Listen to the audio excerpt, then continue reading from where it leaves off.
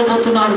నీ పిల్లల్ని ఎలా కట్టుకోవాలో, నీ భర్తను ఎలా నడిపించుకోవాలో, పడిపోయిన కుటుంబం ఎలా తిరిగి కట్టుకోవాలో దేవుడు నీకు జ్ఞానం దయచేయబోతూ ఉన్నాడు. చెప్పండి గట్టిగా.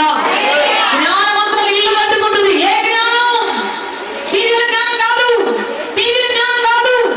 మనోడు ఇప్పుడు కూర్చుంటే పొద్దున కూర్చొని సాయంత్రం లేస్తారు. ఆ టీవీ, ఆ సీరియల్ చూసి, ఈ సీరియల్ చూసి, వాళ్ళు ఏడితే ఈడు ఏడిచి, వాళ్ళు ఈడితే ఈడిచిది, వాళ్ళని ఈడునవి. క్రైస్తవులు కూడా భయంకర మినీ సినిమా థియేటర్లు అయిపోయి ఈ రోజుల్లో. శాతం వచ్చి కూర్చుంటున్న ఇళ్లలో ఆ సీరియల్ ఏం చెప్తే బాబు ఎట్లా చంపాలి, అతను ఇంట్లోకి పంపించేయాలి. అర్థమైందా? భర్త తీసుకుని వెళ్ళిపోయి దూరం వంట కాకుండా ఎట్ట పెట్టాలి, ఇది నేర్పిస్తుంది. మరి రూత్ ఏం చేసింది? తన అత్తను ఏం చేసిందంట? హత్తుకొని ముద్దు పెట్టుకునేదంట. ఏమే చెప్పాలి గట్టిగా. అత్త కూడా ఎవరైనా వచ్చారు ఈరోజు? అత్త కూడా వచ్చారు ఎవరైనా? ఈరోజు చెప్పండి.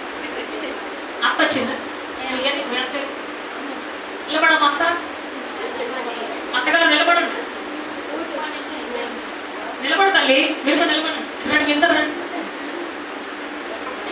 రండి. రూతు నయ్యం లేక మంచి నీట్గా ఉన్నారు, చక్కగా రండి. తల్లి తల్లి సిగ్గుపడతా ఉన్నాను. ఆమె రూత్ నయం ఏమని పిలిచిందంటే నా కుమారి అని పిలిచింది. రూత్ ఏం చేసింది తెలుసా? చెప్పండి. ముద్దు పెట్టుకుంది. ఇప్పుడు ముద్దు పెట్టుకుంటుంది. ముద్దు పెట్టుకుంటే మర్చిపోయితే ముద్దు పెట్టుకుంటే ఒకసారి చూద్దాం. పెట్టుకమ్మా,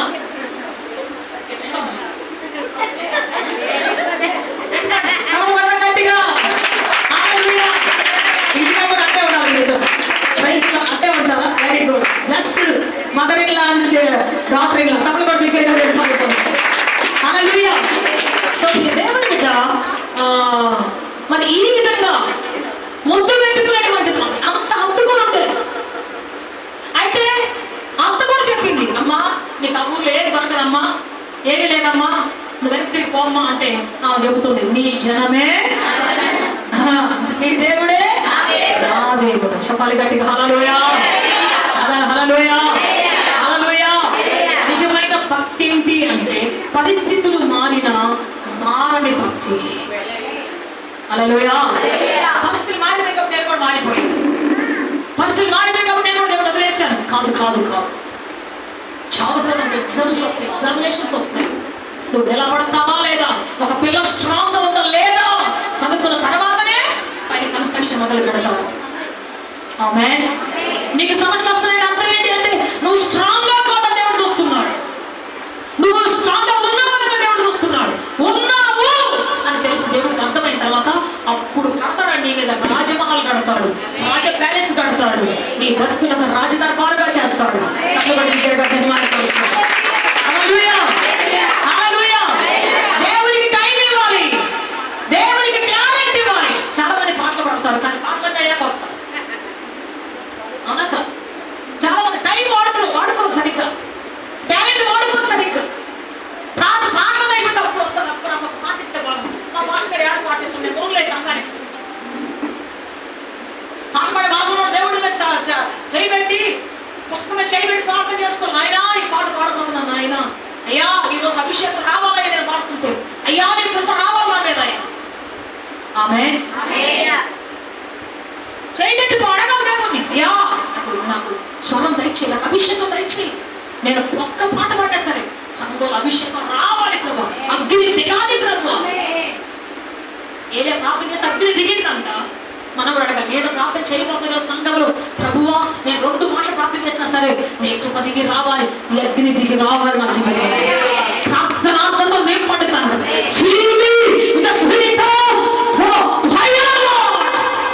అగ్నితో నేను పండితాను. వచ్చి బాగా నాకి అన్ని తిప్పి ఎత్తికి పాడగా ఇంకో పాడు, ఈ పాడగా ఇంకో పాడు ఎత్తికి పాడితే ఎక్కడ చెప్పి వేళ మొగసవటం, తాళ మొగసవటం. అందుకని పాడాలి. నేను మీకంటే చాలా దారుణంగా పడాను. ఇప్పుడు రాదు నాకు. మా పాస్టర్ ఎన్నిసార్లు నా చేతులు పైకి లాగేసుకున్నాడు. నువ్వు వాటిని గుర్తుగా చూడు బాగా అయితే అని తీసుకున్నాడు, లాగేసుకున్నాడు. ఆయన పాట పాడుకుంటే లాగేసుకున్నాడు. ఆయన కొంచెం అన్నాడు. దేవుడు అడిగాడు, అయ్యా అయ్యా నీ పాట పాడాలయ్యా, నీ పాట పాడాలయ్యా, ఏ పాట పాడాలయ్యా? అందరికంటే ముందు వచ్చి మోకరించదా? ఎక్కడుండదో మాకంటే నేనే ఉండాలి, ముందు వచ్చి ప్రార్థన చేసుకుంటా ఉండేదా? నన్ను నింపాయా. ఈ రోజు నేను అనేక రాష్ట్రాలు, దాదాపు 13 రాష్ట్రాల్లో ఇప్పటి వరకు పాటలు పాడాను. Praise the lord. హల్లెలూయా. 6 భాషల్లో పాట పాడాను. ఎక్కడో కనెక్ట్లో పెట్టినటువంటి నా జీవితాన్ని దేవుడు ఎంతవరకు తీసుకొచ్చాడు. 1,00,000 మంది సభలో పాట పాడాను. Praise the lord. చెప్పాలి గట్టిగా. ఎన్ని రాష్ట్రాల్లో, ఎన్ని భాషల్లో, ఎన్ని ప్రదేశాలు, ఆల్ ఓవర్ ఆంధ్ర, తెలంగాణ, అన్ని ప్రాంతాల్లో, మధ్యప్రదేశ్, మహారాష్ట్ర, కర్ణాటక, కేరళ, తమిళనాడు, అండమాన్ నికోబార్ ఐలాండ్స్, ఎన్ని రాష్ట్రాల్లో దేవుడు పాడించి తీసుకొని పోయాడు. ఇంకా తీసుకొని పోతాడు, ఇంటర్నేషనల్ తీసుకొని పోతాడు. నీ మంటను దేవుడు చూశాడంటే ఆయన సరిహద్దులను విశాలపరుస్తాడు. నీ ముందు అడ్డుగోడలను కూల్చి వేస్తాడు. నిన్ను అనేక రాజులకు నిలబెడతాడు, అధికారులు నిలబెడతాడు, నిన్ను గొప్ప చేస్తాడు దేవుడు. చెప్పాలి గట్టిగా. నన్ను వాడుకో తండ్రి అని అడుగు. వాళ్ళు నవ్వానే మానో, వీళ్ళు మైకిలోనే మానో. ఇది మనం చేసే పని. ఏది ఏమైనా ప్రభువా యూజ్ మీ. నేను వాడుకోబోతున్నా, నీ కుటుంబాన్ని వాడుకోబోతున్నా. నిన్ను బట్టి యవనస్తులు నీ కుటుంబాన్ని దేవుడు గొప్ప చేయబోతున్నా. హల్లెలూయా. యవనస్తులుగా నేను నా కుటుంబాన్ని నేను దేవుడు నమ్ముకున్నాను. ఆ తర్వాత దేవుడు నా కుటుంబం అంతా ఆశీర్వదించాడు, నా కుటుంబం అంతా దీవించాడు దేవుడు. హల్లెలూయా. సో దేవుడు అందుకే చెబుతున్నాను, నువ్వు దేవుడిని గట్టిగా పట్టుకుంటే నిన్ను బట్టి నీ కుటుంబం ఎక్కడికో ఉన్నత స్థితికి తీసుకుని దేవుడు పోతాడు. ధనుగాలిగా చేస్తాడు. నిన్ను బట్టి నీ కుటుంబాన్ని ఉన్నతంగా దేవుడు చేస్తాడు. ఆమేన్. సరే, ఈ రూతు వెళ్ళి అత్తతో పాటు వెళ్ళింది. ఒక తీర్మానం కలిగి వెళ్ళింది. మామూలుగా లేదా, ఒక తీర్మానం కలిగి వెళ్ళింది. ఎటువంటి తీర్మానం తెలుసా? చావైన చస్తాను కానీ తిరిగి రాను, చస్తాను కానీ తిరిగి వెళ్ళను. ఆమేన్. ఈరోజు విశ్వాసంగా చెప్పాలి, చచ్చిపోతాను కానీ నేను వెళ్ళను అను. దేవుడిని ఎప్పటికీ సాగనివ్వడు. ఆమేన్. చెప్పాలి గట్టిగా, చెప్పాలి గట్టిగా. సాగనివ్వడు నేను ఎప్పటికీ కూడా, చచ్చిపోనివ్వడు నేను ఎప్పటికీ కూడా. సావైన దేవుడే అంటావా? సావనివ్వడు, ఎప్పుడు బ్రతికిస్తాడు. నేను ఉన్నతంగా నేను నిలబెట్టుకుంటాడు, ఆశీర్వదిస్తాడు. Praise the lord. ఆమేన్. సో దేవుని బిడ్డ ఆ రూతు పొలంలో ఉదయాన్నే వెళ్ళి పరిగెడుకోవడానికి వెళ్ళి ఎప్పుడు మాట్లాడట్లేదు ఆమెతోటి. ఎందుకు? ఆమె వయాభిలాష నుంచి వచ్చింది కాబట్టి, శాపగ్రస్తులు కాబట్టి ఎవరు మాట్లాడట్లేదు. అందరు నయామితో మాట్లాడతారు, మరి ఆమెతో మాట్లాడట్లేదు. కానీ ఆమె ఏం చేసింది? ఎవరు మాట్లాడకపోయినా, ఎవరు ప్రేమ చూపించకపోయినా, ప్రేమ నేను చూపించాను తప్ప నాకెవరు ప్రేమ అవసరం లేదు. ఆమె ఇది కావాలి జీవితాలు. వాడు మాట్లాడి వీళ్ళు మాట్లాడి, వాళ్ళు గెలవాలి వీళ్ళు గెలవాలి, ఇది ఎప్పుడు మనం నేర్చుకునేది. మా ఆయన మాట్లాడే, మా అత్త మాట్లాడలేదు, మాకు నన్ను ఎవరు చూడరు, నన్ను పట్టించుకోరు. వీళ్ళంతా ఎవరంటే లో లెవెల్ పీపుల్. దేవుని ప్రేమ కలిగాడు కాదు వీళ్ళంతా. అసలు దేవుని ప్రేమ కలిగినటువంటి వాళ్ళకి ఎవరు ప్రేమించాల్సిన అవసరం ఎందుకని నిండిపోయేటువంటి ప్రేమ మనమే చూపించాలి. ప్రేమ చెప్పాలి, మనమే చూపించాలి. నేను అదే అనుకుంటా. కొన్నిసార్లు నేను కూడా కొన్ని బాధ వచ్చినప్పుడు, కొన్నిసార్లు ఒంటరిగా కూర్చున్నప్పుడు అనుకుంటాను, నన్ను ఎవరు పట్టించుకోవట్లేదు దేవా, నన్ను ఎవరు పట్టించుకుంటాను, నన్ను ఎవరు చూడట్లేదు, నన్ను ఎవరు పిలవట్లేదు, నన్ను ఎవరు ఫోన్ చేయట్లేదు. ప్రభువా ఇప్పుడు పరిస్థితి ఏంటి నాయన, నాకు బాగలేదు ప్రభువా, నాకు అనారోగ్యంగా ఉంది, ఎవరు నన్ను మాట్లాడితే కొన్నిసార్లు అనుకుంటాం. దేవుడు అంటాడు, మామూలు ప్రజలు మనుషుల ప్రేమ కోరుకుంటారు, నేను మీ పక్కనే ఉన్నాను, మీ హృదయాన్ని ప్రేమతో నింపబోతున్నాను. వాళ్ళ గట్టిగా హల్లెలూయా. మామూలు ఎక్కువ ప్రేమను కోరుకుంటారు, కానీ నిజమైనటువంటి ఏం చేస్తారు తెలుసా? దేవుని ప్రేమను కోరుకొని ఆ ప్రేమనందరికీ పంచుతారు. దేవుని ప్రేమ ఉన్నప్పుడు మన హృదయం నిండుగా ఉంటుంది. ఎవరో ప్రేమిస్తారనే బాధ ఉండదు మన జీవితం. బాధపడుతున్నామంటే మన ప్రేమ ఎక్కడో దేవుని ప్రేమ వెలుతైపోయిందని అర్థం. ఆమేన్. హల్లెలూయా, హల్లెలూయా. సో ఎవరు మాట్లాడితే ఏం దిగులు పడలేదు. ఆమె వెళ్ళింది, పని మొదలు పెట్టింది. వెంటనే ఆ అధికారి వచ్చాడు, పొలం అధికారి వచ్చాడు. ఎవరయ్యా చిన్నది అని అడిగాడు. వెంటనే అన్నాడు, అమ్మా నువ్వు మోయాబు దేశం నుంచి వచ్చినటువంటి వ్యక్తివా, నువ్వు యెహోవా చేతులు సంపూర్ణ బహుమాన పథకానికి వచ్చావమ్మా, ఈ రోజు ఇక్కడే ఉండమ్మా అని ఆ పొలంలోనే ఉంచాడు. పొలం పోత అయిపోయిందాక అక్కడే ఉండిందా? చెప్పాలి గట్టిగా. వెళ్ళిన రోజే జాబ్ పర్మనెంట్ అయిపోయింది ఆమెకి. 2 నెలలు చేస్తానో 2 సంవత్సరాలు చేస్తేనో ప్రొఫెషన్ పీరియడ్ అని ఉంటుంది, అది అయిపోతేనో మనకి పర్మనెంట్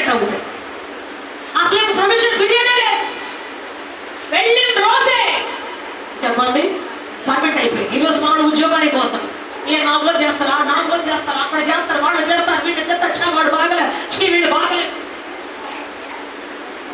తిట్టుకుంటూ ఉంటారు. కానీ ఈమె వెళ్ళిన రోజే ఈమె సాక్ష్యాన్ని విని ఆ రైతు ఆమెకు పర్మనెంట్ చేస్తాడు జాబ్ అని. చెప్పాలి గట్టిగా. డాడీ ఎప్పుడు నాకు ఒక మాట చెప్తాడు, ఫ్యాక్టరీలో పని చేస్తే ఫ్యాక్టరీ నీ మీద ఆధారపడాలి తప్ప నువ్వు ఫ్యాక్టరీ మీద ఆధారపడకూడదు. సంఘానికి వెళ్తే సంఘం నీ మీద ఆధారపడాలి తప్ప సంఘం మీద ఆధారపడి నాకేదో ఏదో చేయలేదు, నాకేదో చేయలేదు అనకూడదు. Praise the lord. ఈ అక్క లేకపోతే ఎలా ఉంటుంది, అమ్మో ఈ అన్న లేకపోతే ఎలా ఉంటాడు. మాకు ఆ పని తక్కువ ఉన్నారు, వెనకాల ఉన్నారు. ఆమెని ట్రాన్స్ఫర్ చేయాలి నెల్లూరు నుంచి. యాక్చువల్గా ఒక పెద్ద పోస్టింగ్లో ఉన్నారు అక్క. ఆమె సిద్ధపడిపోయింది, నేను కాకినాడలో ఏలూరులో ఏదో వెళ్ళిపోతాను నేను, మేమైతే ప్రార్థన చేస్తాం, అయ్యా అక్కుండాలయ్యా అక్కుండాలయ్యా. కానీ అక్క చెప్పేసి అమ్మో 5 సంవత్సరాలు అయిపోయింది, ఉండాల్సిన టైం కంటే ఎక్కువే ఉన్నాను నేను, కాబట్టి ఉండటానికి లేదు, వెళ్ళిపోతాను, చదువుకోవాలి అని. నేను ప్రార్థన చేశాం, ప్రభా ప్రభా ప్రభాకి కావాలయ్యా కావాలయ్యా. మేమందరం చర్చలు అందరూ ప్రార్థన చేశాం. ఆ ఆఫీసుడు కూడా అందరినీ ట్రాన్స్ఫర్ చేశాడు, కానీ ఆమె మాత్రం పట్టలేదు. ఇందులో ఆమె కావాలి, ఏముంటే ఆఫీస్ బాగుంటుంది, ఏముంటే ఏ లంచాలు ఉండవు, ఏముంటే ఏ గడిబిలు ఉండదు, అన్ని సౌమ్యంగా శాంతంగా చేస్తారు. కాబట్టి ఎవరు పంపించద్దని రాజకీయాలతో సహా అందరూ కూర్చోబెట్టి ట్రాన్స్ఫర్ క్యాన్సిల్ చేసి మళ్ళా నెల్లూరులో కూర్చోబెట్టారు. చెప్పబడి దగ్గరగా అదే మనం భావిస్తాం. చెప్పాలి గట్టిగా, చెప్పాలి గట్టిగా. ఎస్, నీ మీద ఆధారపడాలి తప్ప నువ్వు ఇంకొకరి మీద ఆధారపడే పరిస్థితి రానే కూడదు ఎప్పటికీ కూడా. సో ఈ బోయాసు ఆమె అక్కడ పెట్టి పర్మనెంట్ చేసి ఆమె ఉద్యోగం అక్కడ స్థిరపరిచాడు. ఆ తర్వాత చూస్తే అదే బోయాసు ఆమె వివాహం చేసుకొని ఆమె తనకు ఒక కుమారుడిని కన్నాడు. ఆ కుమారుడు దావీదు వచ్చాడు, దావీదుతో యేసుప్రభు వచ్చాడు. ఈ రూతు కూలిపోయిన తన కుటుంబాన్ని 20 సంవత్సరాల క్రితం తన అత్త వదిలిపెట్టి వెళ్ళిపోయిన కుటుంబాన్ని వచ్చి తిరిగి కట్టి యథార్థంగా ఆ పొలంలో పని చేసి నమ్మకంగా పని చేసి ఆ యజమానుడికి ఈమె ఆల్రెడీ పెళ్లి అయిపోయిన ఆమె, ఆయన పెళ్లి కానటువంటి ఆయనకిచ్చి పెళ్లి చేసి ఆ వివాహం ఎంతో వైభవంగా జరిగి తర్వాత బిడ్డ పుట్టి ఎంతో అద్భుతంగా యేసు ప్రభు వంశావళిలోకి వచ్చింది. చెప్పబడి హల్లెలూయా. చెప్పాలి గట్టిగా, చెప్పాలి గట్టిగా. యేసు వంశంలోకి వచ్చింది.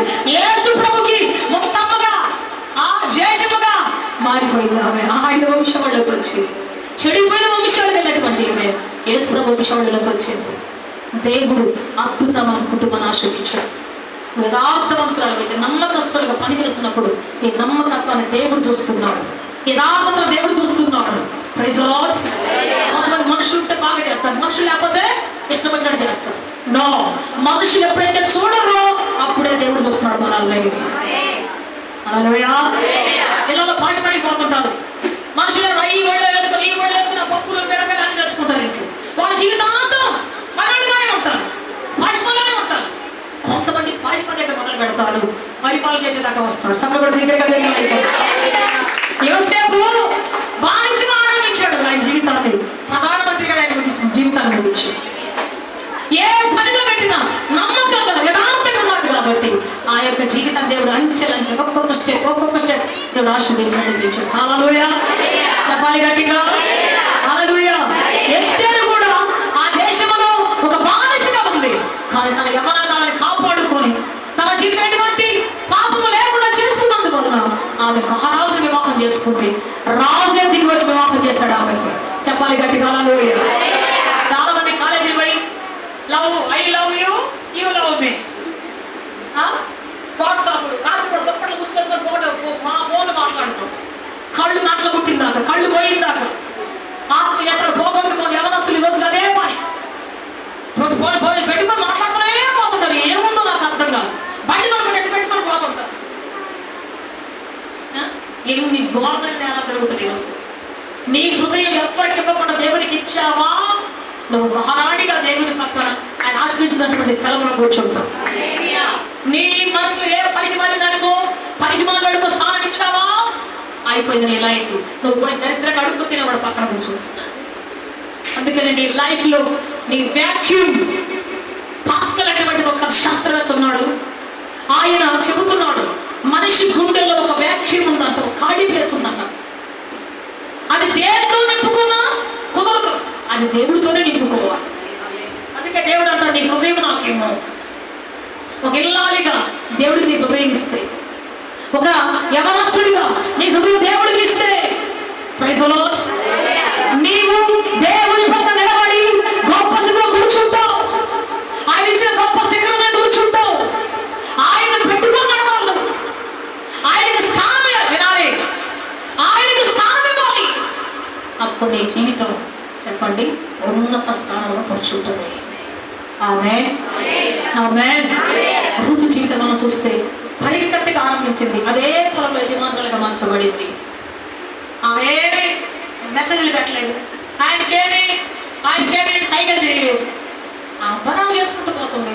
ఆమె యథార్థంగా ఆయన గుర్తుపట్టాడు, ఆయనే వచ్చి పెళ్లి చేసుకుంది. ఏమే సో యథార్థవంతులు ఆయన దాటిపోడు, నమ్మకస్తులకు మేలు చేయక మానడు. హల్లెలూయా. నమ్మకం నీ దగ్గర ఉన్నట్టే దేవుడి దగ్గర ఉన్నట్టే, యథార్థత నీ దగ్గర ఉన్నట్టే దేవుడి దగ్గర ఉన్నట్టే. ఆమేన్, హల్లెలూయా, హల్లెలూయా. అందుకే చెబుతున్నాను, యథార్థవంతులుగా మార్చండి ప్రభు, నమ్మకస్తుడిగా మార్చండి ప్రభు. నీ దృష్టికి అనుకూలంగా, నీ దృష్టికి నడిచేటట్టు కృప నాకు దయచేయండి ప్రభు. సో దేవుని బిడ్డ ఆ విధంగా రూతు తన జీవితంలో ఉన్నత శిఖరానికి ఎక్కింది, గొప్ప చరిత్రగతగా మార్చబడిపోయింది. మరి నయోమి దేవుని విడిచిపెట్టి వెళ్ళిపోయింది, తన కుటుంబాలంతా పోగొట్టుకొని రిత్తుగానిగా, చేరుగా, మారాగా, దేవుడిని దూషించే వ్యక్తిగా మారిపోయి వచ్చింది. ఈరోజు మనం వెళ్తున్నాం లోకాన్ని ప్రేమించి, లోకాన్ని స్నేహించి, అనవసర మనుషులు ప్రేమించి, అనవసర మనుషులు నమ్మి వాళ్ళు చేయి పట్టుకొని పెడుతూ ఉన్నాం. నీకు దుఃఖం, శోకం, బాధ తప్ప కొంతకాలం బాగానే ఉన్నట్టు ఉంటుంది, కొంతకాలం ఊరేగినట్టే ఉంటుంది. ఆ తర్వాత వాడికి అసలు రూపం బయటకు వస్తుంది, ఆ అసలు రూపం బయటకు వస్తుంది, అప్పుడు మొదలు జీవితంలో.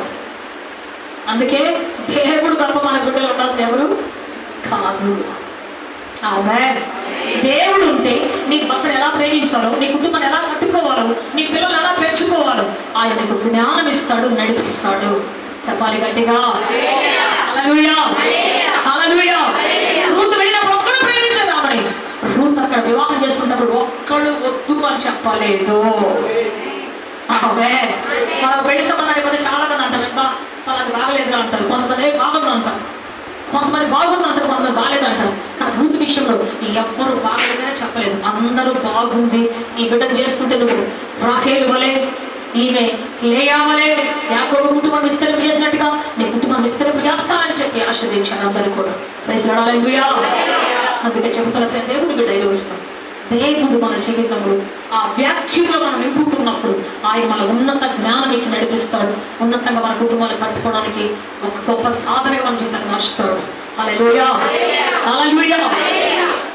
బైబిల్లో అనేక మంది స్త్రీలు ఉన్నారు.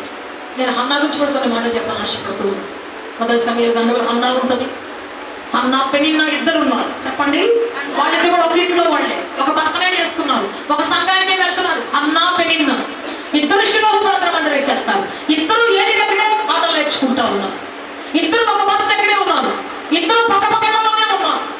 కానీ హన్నా ఉన్నతంగా దీవించబడి దేశానికే తలమానికంగా అనేక ప్రజలకు తరతరాలకు ఆశ్రయిత వ్యక్తిగా మార్చబడింది. అదే పెనిన్నా అసహ్యంగా చీకొట్టబడేదిగా మార్చబడింది. ఒకే సంఘానికి వెళ్తున్నారు, ఒకే రూఫ్ కింద ఉన్నారు, ఒకే భర్తతో కాపురం చేస్తున్నారు, ఒకే దేవుడు నమ్ముకున్నారు, అయినా ఇద్దరికి డిఫరెంట్ ఉన్నాయి. నేను చదవడం కావాలంటే మొదటి సమయాల గ్రంథం 1వ అధ్యాయంలో 1-2 వచ్చి చదవడం త్వరగా చదవాలి. గట్టిగా చదవమ్మా. ఎఫ్రాయిము మన్యమందు రామతయిస్మోపిము పట్టణపు వాడొకడుండెను. అతని పేరు ఎల్కానా. అతడు ఎఫ్రాయిమీయుడైన సూపునికి పుట్టిన తోహు కుమారుడైన ఎలీహునకు జననమైన యెరోబాము కుమారుడు. అతనికి 2 భార్యలుండిరి. వీరిలో ఒకదాని పేరు హన్నా, రెండవ దాని పేరు పెనిన్నాకు పిల్లలు కలిగిరి. కానీ జాగ్రత్త వినాలి, పెనిన్నాకు పిల్లలు కలిగిరి, హన్నాకు పిల్లలు లేరు. ఇతడు షిలోహునందున్న సైన్యములకు అధిపతి యెహోవాకు మొక్కుటకును బలి అర్పించుటకును ఏటేటా తన పట్టణము విడిచి ఆ. అతడికి పోవచుండెను. పోవచ్చుండే. ఆ కాలమున ఏలి యొక్క ఇద్దరు కుమారులకు ఓఫ్ని ఫీనెహాసులు యెహోవాకు యాజకులుగా ఉండేవి. ఎల్కానా తాను బల్యర్పణ చేసిన నాడు తన భార్యకు పెనిన్నాకును దాని కుమారులకును కుమార్తెలకును పాడి ఇచ్చుచూ వచ్చెను గాని హన్నా తనకు ప్రియముగా ఉన్నందున ఆమెకు 2 పాడి ఇచ్చుచూ వచ్చెను. యెహోవా ఆమెకు సంతు లేకుండా చేసెను. యెహోవా ఆమెకు సంతు లేకుండా చేసి ఉన్న హేతువును బట్టి ఆమె వైరియకు పెనిన్న ఆమెను విసిగించుటకై ఆమెకు కోపం పుట్టించుటకై ఎల్కానా. చూడండి, ఇక్కడ మనం ఇద్దరిని చూస్తున్నాం. చాలు, థ్యాంక్ యూ. ఇద్దరు భార్యలు ఆయన ఎల్కానాకి, ఇద్దరు భార్యలు. సో ఆ ఇద్దరు భార్యలు ఎలా ఉన్నారు అంటే, ఒక ఆమెమో పిల్లలు కలిగింది, ఒక ఆమెమో పిల్లలు లేవు. ఏటా పిల్లలు, కుమారులు కుమార్తెలు ఇద్దరు ఉన్నారు. ఫస్ట్ అన్నాకే పెళ్ళయింది. అన్న ఫస్ట్ భార్య, సెకండ్ భార్య పెళ్ళింది. ఆమెకు పిల్లలు లేరు. ఫస్ట్ భార్య ముందు పెళ్ళైనా పిల్లలు లేరు. రెండవది పెళ్ళైంది, కొడుకులు కూతుళ్ళు పుట్టారు. ప్రతి సంవత్సరం ఏదో ఫంక్షన్ జరుగుతుంది వాళ్ళ ఇంట్లో. కొడుకు పుట్టాడనో, కూతురు పుట్టాడనో, వాళ్ళ బర్త్డే అనో, వాళ్ళ బాక్సాలనో ఏదో పండుగ అవుతున్నప్పుడు పెళ్ళిన ఇంట్లో. అన్న ఇంట్లో ఒక్క పండుగ కూడా జరగట్లేదు. ఎందుకు? ఆమె పిల్లలు లేరు. ఒకవేళ ఆ పుట్టినరోజు చేసుకుందామంటే నాకే పిల్లలు లేరు, నాకెందుకు అయ్యి పుట్టినరోజు అంటది. వీళ్ళు ఎప్పుడు మౌనంగానే ఉంటుంది. వీళ్ళు ఎప్పుడు ఆడపడగా బాగా దేవుడు ఆమె బిడ్డలు ఇచ్చినందువల్ల సంతోషంగా పెళ్ళినా ఉంటుంది. భర్త ప్రేమిస్తున్నాడు, కుమారుడికి అందరికీ బహుమానులు ఇస్తున్నాడు, దేవుడు ఆశీర్వదించాడు, చక్కగా అన్నీ బాగున్నాయి. ఇప్పుడు ఏమన్నా ఆమె అన్నాను చూసి ఏమన్నాడు? అక్క బిడ్డలు ఏదో దిగులు పడుతున్నావా? ఇది నా బిడ్డలు నీ బిడ్డలు కాదా? చూసుకో అక్క, ఎత్తుకో అని చెబితే దేవుడు ఇస్తాడు లేక నీకు కూడా. మాకు ఇచ్చిన నీకు ఎందుకు ఇవ్వడు? ప్రార్థన చేద్దాం అక్క అని అంటే ఎంత బాగుండేదో. పెనిన్నా పేరు గొప్పగా నిలబడేది. కానీ పిల్లలు లేనందువల్ల హన్నాను విసిగిస్తూ, కోపం తెప్పిస్తూ, అంతరాని మాటలు మాట్లాడుతూ, బాధ కలిగిస్తూ, అసలే బాధతో ఉంటే ఆ బాధ మీద ఇంకా పొడుస్తూ, హన్నాను ఏడిపిస్తూ. కొంతమంది ఆశీర్వించబడతారు. బాగా మంచి భర్త ఉంటాడు, మంచి బట్టలు ఉంటాయి, ఇల్లు ఉంటుంది, పిల్లలు ఉంటాయి, బాగా చదువుకుంటూ ఉంటారు.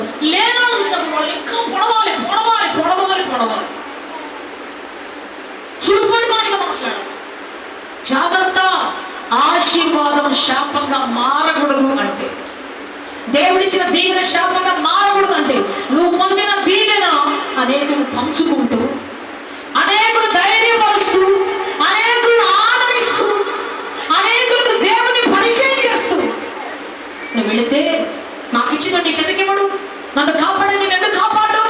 అన్నా ప్రార్థన చేస్తాం, అక్క ప్రార్థన చేద్దామని దేవుని పరిచయం చేస్తే నీ ఆశీర్వాదం అంతకంత తెలియదు. నువ్వు ఆశీర్వాదం పట్టుకొని నాకు కాబట్టి దేవుడు ఇచ్చాడు, దాన్ని చూడేస్తుందా, నేను చూడేస్తుందా, వీళ్ళు చూడేస్తుందా, ఇతరులు అంతా మొదలు పెట్టామంటే ఒకరోజు మన ఆశీర్వాదం అక్కడే ఆగిపోద్ది. సో ఈమె పిల్లలు లేరు. కానీ ఏం చేస్తా తెలుసా? ఏటేట వచ్చిన పిల్లలు సారీ బాగా ఏడ్చుకుంటా దేవుని మనసు దగ్గరికి వచ్చి ప్రార్థన చేయడం మొదలుపెట్టి 9-10 వచ్చిన మనం చదువుకుంటూ ఆమె లేచి యెహోవా మనసు మన ప్రదేశంలోకి వచ్చి ప్రార్థన చేస్తాం. ఏడ్చుకుంటా కన్నీళ్ళు వచ్చుకుంటాం. దుఃఖాక్రాంతురాలు వచ్చి యెహోవా సన్నిధిలో ప్రార్థన చేస్తాం. చాలు, ప్రార్థన చేసుకుంటాం. ఆ ప్రార్థన లిఖించాడు దేవుడు.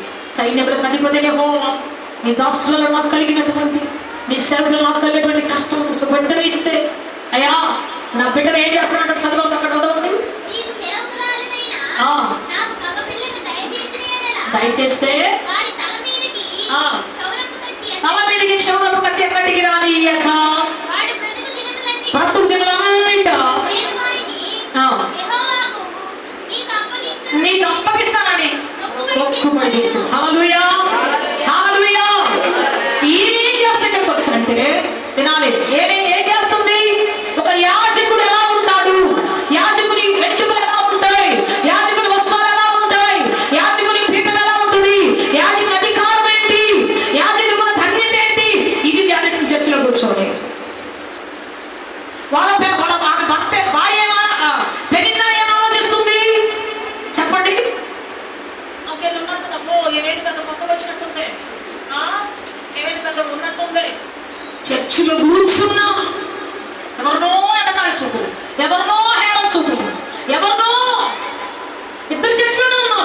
ఆమెమో యాజకుడు వేసుకుని అంగీ చూస్తున్నాం. అబ్బా దేవా, ఈ అంగీలు ఎంత మహిముందయ్యా, ఈ నిబంధనలు ఎంత మహిముందయ్యా.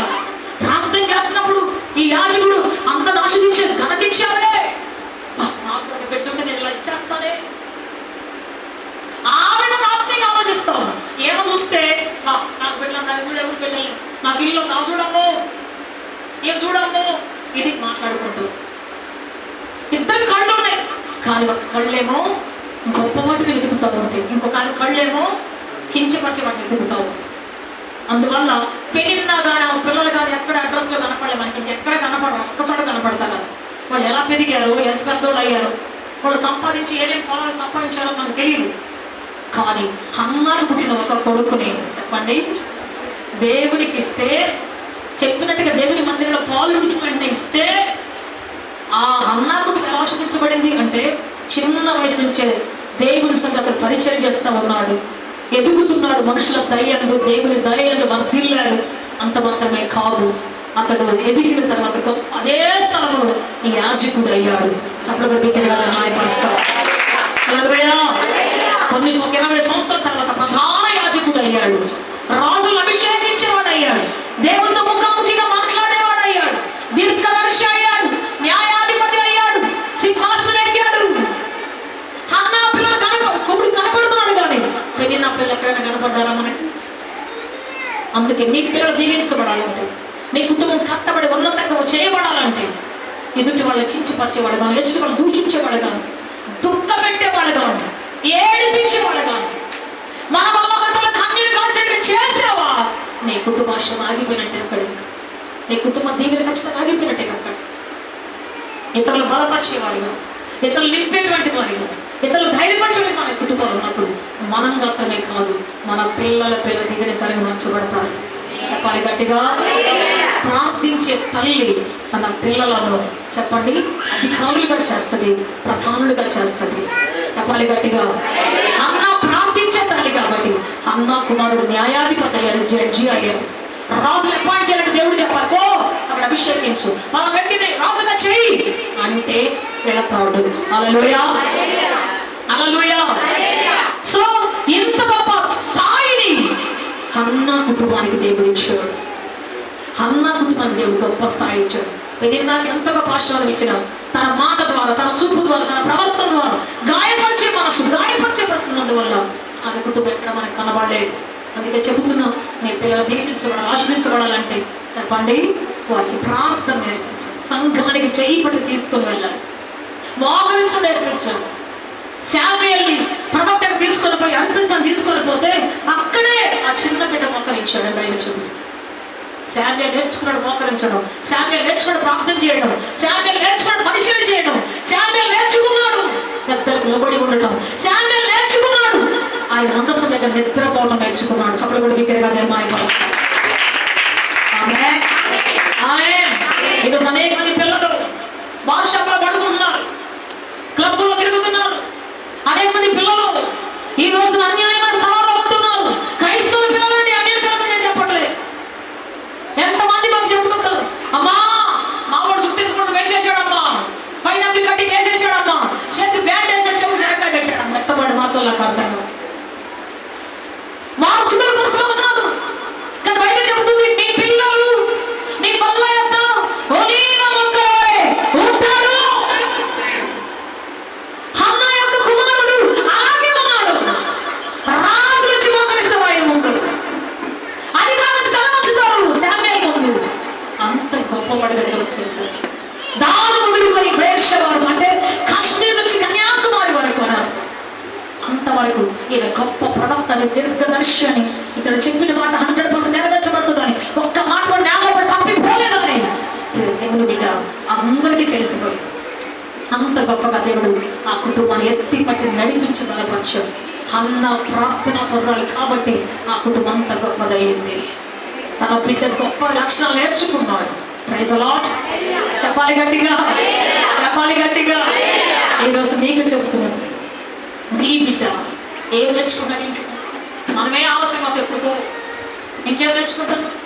ఒక టైం డిసిప్లిన్, ప్రార్థన డిసిప్లిన్. ఇదిగో మన పిల్లలు ఈరోజు ఇక్కడ ఉండాలి, ప్రార్థన నీకు అంతా చేయాలి, ఈ టైంకి మన ప్రార్థనలో ఉండాలి. తల్లిదండ్రులు నేర్పించకపోతే ఎక్కడి నుంచి నేర్చుకుంటాం? సాతానికి అప్పుడు నేర్పిస్తే ఇష్టమైన వాటిని, సాతానికి ఇష్టమైన వాడు నేర్పిస్తుంది, నాశనం చేస్తే జీవితాన్ని. ఆతను వెతుక్కోవాలి, చెరసాల్లో వెతుక్కోవాలి, జైల్లో వెతుక్కోవాలి, క్లబ్బుల్లో వెతుక్కోవాలి, రోడ్డు పక్కన పడి వెతుక్కోవాలి. అందుకే ఈరోజు వినాలి, దేవుడి సదులు నేర్పించాలి. నీ కుటుంబం కట్టబడుతుంది. రాజులు నీ ఇంటి ముందుకు వస్తారు, అధికారులు ఇంటి ముందుకు వస్తారు. చెప్పబడి విగ్రహంగా నేను మాయపరుస్తాను. చెప్పాలి గట్టిగా, చెప్పాలి గట్టిగా. హల్లెలూయా, హల్లెలూయా. సో హన్నా యొక్క కుటుంబం ఈ విధంగా ఆశీర్వదించబడితే, పెరిగిన కుటుంబం ఎక్కడ ఏదో వచ్చిన 4 ఎకరాల పొలం కొనుక్కోను, లేకపోతే తండ్రి ఇచ్చిన ఆస్తిను దున్నుకొని పండించుకొని తిని తాగి చనిపోయారు. కానీ చావని వాడిగా, చావని ప్రార్థన చేసినటువంటి స్త్రీగా ఇప్పటికీ మన కళ్ళ ముందు హన్నా కనబడుతుంది. అదే పెరిగిన ఎవరు కనపడదు. హన్నా పేరు అందరూ పెట్టుకుంటారు, గొప్ప గొప్ప హన్నా పేరు ఉంది. పెరిగిన పేరు పెట్టుకున్నారా? పెరిగిన పేరు ఎక్కడ విన్నారా మీరు? అసహ్యమా పేరు? ఎందుకు? ఆమె అసహ్యం చేసింది కాబట్టి రోజున మనం బతికే కొద్ది రోజులే, మా అంటే 70-80 సంవత్సరాలు, ఇంకా ఎక్కువ ఇస్తే 100 సంవత్సరాలు అయిపోతుంది. మన చాప్టర్ అయిపోతుంది.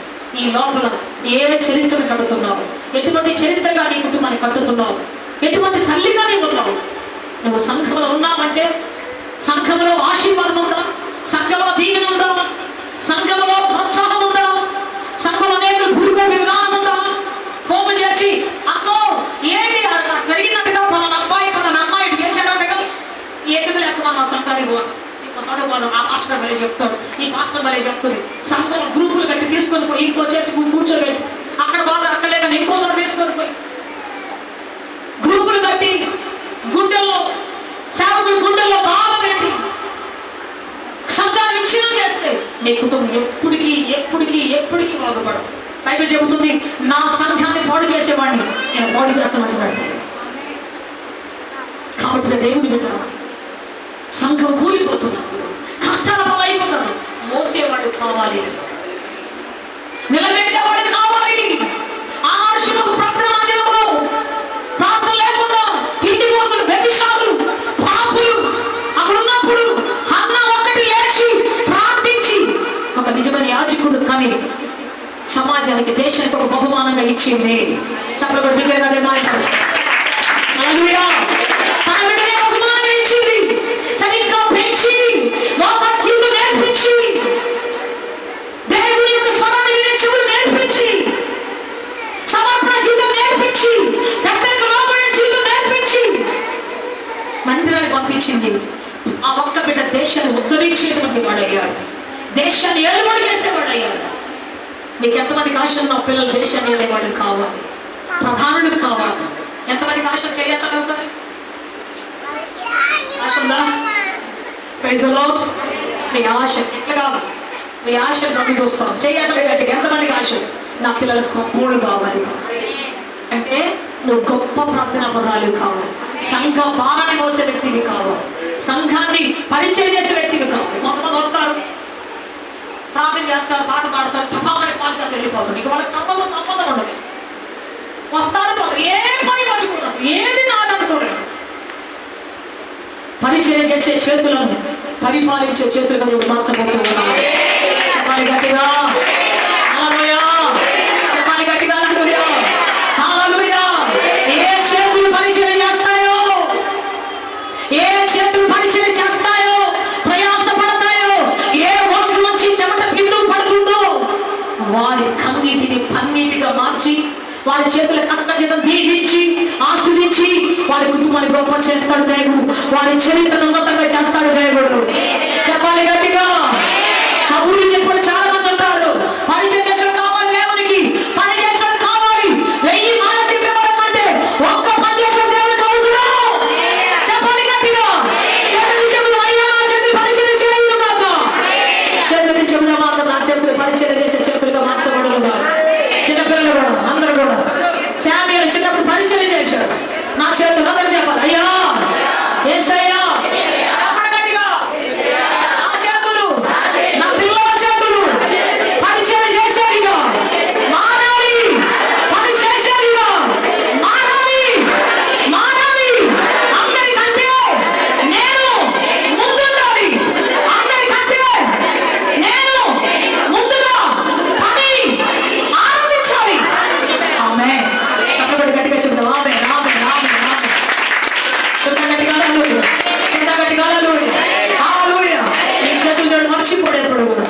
చేతులు దేవుడు ఎప్పుడు మర్చిపోడు.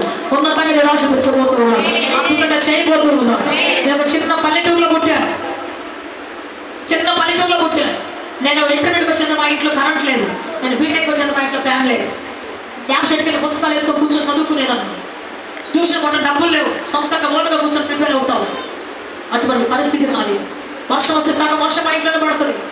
మా అమ్మ నన్ను వర్షం వచ్చే 3 ఏళ్ళకి పంపించేస్తుంది. నా 2 తమ్ముళ్ళు నన్ను మా ఇంట్లో పడుకోవడానికి ప్లేస్ ఉండదు.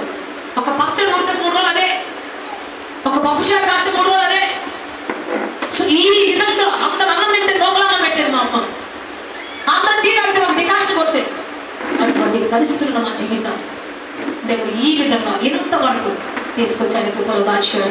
Praise lord. హల్లెలూయా, హల్లెలూయా. నేను దేవుడు నమ్ముకున్న తర్వాత దేవుడు నన్ను ఫస్ట్ ఇంజనీర్గా మా ఊర్లో, మా నాన్నమ్మ ఊరు, మా తాతయ్యల ఊరు 3 చోట్ల ఒకే రోజు మొట్టమొదటి ఇంజనీరింగ్ సీట్ వచ్చిన వ్యక్తిగా నా జీవితం దేవుడు మార్చాడు. నా తర్వాత మా తమ్ముడికి ఇంజనీరింగ్ సీట్ వచ్చింది. వాడు ఇప్పుడు ఏగా పనిచేస్తున్నాడు. నా చిన్న తమ్ముడు మరి సోషల్ వెల్ఫేర్ డిపార్ట్మెంట్లో పనిచేస్తున్నాడు. 2 జాబ్ హోల్డర్స్గా దేవుడు చేశాడు. అందరికంటే చిన్న గుడిసె మాది, కానీ ఈరోజు అందరికంటే గొప్పగా దేవుడు విస్తరింపచేశాడు అదే ఊరిలో. గట్టిగా హల్లెలూయా. నలిగిపోయిన మా కుటుంబాన్ని, ఎన్నికైన మా కుటుంబాన్ని, పెళ్ళిళ్ళకి కొంతమంది పేరెంటాలకు పిలుస్తారు. మా ఇంటి దగ్గరకు వచ్చిన పిలవకుండా వెళ్ళిపడుకోను సార్, వీళ్ళేం పెడతారులే అన్నట్టు. అటువంటి మా జీవితాన్ని, దాటిపోయిన మా జీవితాన్ని దేవుడు దాటిపోకుండా నిలబెట్టి స్థిరపరిచి హెచ్చించి మా తల పైకెత్తి ఈరోజు అదే స్థలంలో మా బ్రతుకులు స్థిరపరిచాడు.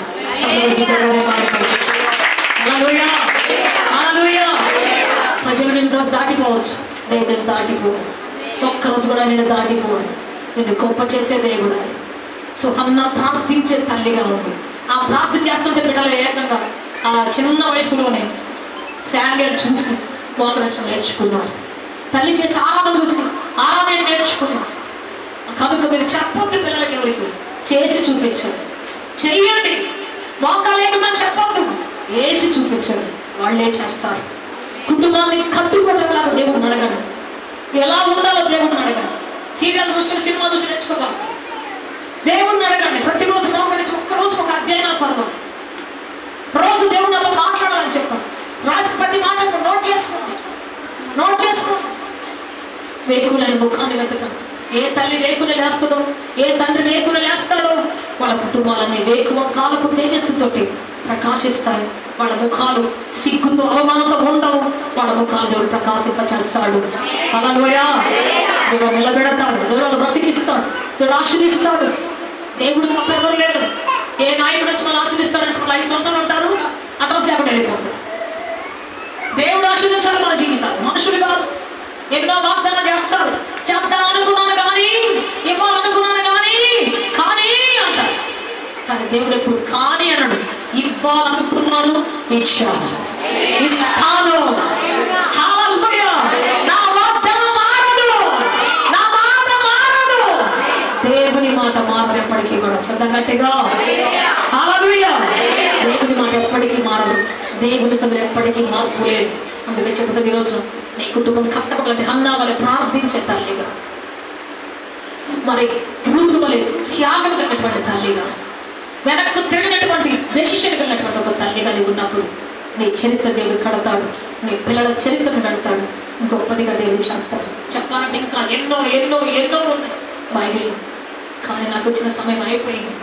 ప్రభు చిత్తగా మళ్ళీ కలుగుతాను. కానీ ఈరోజు చెప్పబడ్డ ప్రతి మాట నా జీవితంలో ఏది కావాలి, ఏది అవసరం, ఈరోజు మీరు తీర్మానం చేసుకొని ఎన్నో ఒక్క మాట అయినా దాన్ని పట్టుకొని ప్రార్థన పడగా వేడుకోవడం లేచి దేవుడు వెతికేవాడుగా, దేవుడు చూసేవాడు మీరు ఉంటే నీ కుటుంబాలు దేవుడు చూస్తాడు. నువ్వు దేవుడిని చూస్తే ఆయన నిన్ను చూస్తాడు. నువ్వు దేవుడు వెతికితే ఆయన నిన్ను వెతుకుతాడు. నువ్వు ఆయన తట్టు తిరిగితే దేవుడు నీ తట్టు తిరుగుతాడు. నీ పిల్లలను పెట్టకపోచి దేవుడు పైకి లేవనెత్తుతాడు. అజ్ఞానస్థితి నుంచి లేవనెత్తుతాడు. డబ్బు లేనటువంటి దినస్థితి నుంచి లేవనెత్తుతాడు. దేవుడు అధికారులుగా చేసి పాలించేటువంటి వారికి దేవుడు చేస్తాడు. చెప్తాం గట్టిగా. అందుకే చెబుతున్న ఈ రోజున దేవుడు తప్ప నీ కుటుంబాన్ని హెచ్చించడం ఒక్కరు కూడా లేరు. దేవుడి మీద ఆధారపడినప్పుడు ఒక్కరోజు సిగ్గుపడవు మానపడు. కానీ ఈరోజు అంటే దేవుని బిడ్డ దేవుని కోసం అడుగుదాం. ప్రభువా ఈ రోజున నేను నీ సన్నిధిలో ఒక తీర్మానం కలిగి వెళ్తాను. ప్రభు అడుగుదాం. ప్రార్థన చేసుకుంటే అందరూ సంలేక్షణ పడదాం. Thank you Jesus. అందరూ సంలేక్షణ పడదాం. ప్రార్థన చేసుకుంటాం. 2 చేతులు పైకి. తీర్మానం కలిగినటువంటి ప్రార్థన చేయండి. తీర్మానం ఒక జీవితాన్ని దేవునికి అర్పించుకుంటున్నాను. ఆ ఇంటికి ఈ ఇంటికి వెళ్ళి వాళ్ళకైనా చెప్పుకునేది కాదు. తన బాధంతా దేవునికే చెప్పుకున్నాడు. తన రోదన దేవునికే తెలియజేసింది. అందుకే దేవుడు గొడ్రాని గర్భాన్ని తెరిచాడు. అసాధ్యమైనటువంటి కార్యం దేవుడు పనులు చేస్తాడు. ఇక బిడ్డల పుట్టరంటే అందరూ ఉంటారు. కానీ మనుషుల మాటలు కొట్టివేసి ఆమె గర్భాన్ని తెరిచి చక్కని బిడ్డ కవిట్లో ఇచ్చాడు దేవుడు. ఈరోజు నువ్వు కూడా అనుకుంటున్నావేమో, ఇక నాకు బిడ్డలు పుట్టరు, ఇక నాకు ఉద్యోగం రాదు, నా పిల్లల పెళ్లి కాదు, నా బ్రతుకులో అప్పులు తీరవు, ఆశీర్వాదం రాదు, నా భర్త మారడు, నా బిడ్డలు మారరు. ఈరోజు చరిత్ర కొత్తది చేయబోతున్నా. నీ కమిటీ దేవుడు దాటిపోడు, నీ విజ్ఞాపం దేవుడు దాటిపోడు, నీ అంగలార్పు దాటిపోడు, నీ ఆత్మ దాటిపోడు, అర్జున కమిటీ దాటిపోలేదు, అన్న కమిటీ దాటిపోలేదు, అన్న ఆర్తనాదం దాటిపోలేదు. ఆర్తనాదం చేస్తాను. ఈరోజు ఏం కావాలి అడుగుతున్నాను తెచ్చి తెచ్చి అడిగి ఈరోజు నీకు ఏం కావాలి దేవుడు, ఏం కావాలో దేవుడు అడుగు. కమిటీ ప్రభు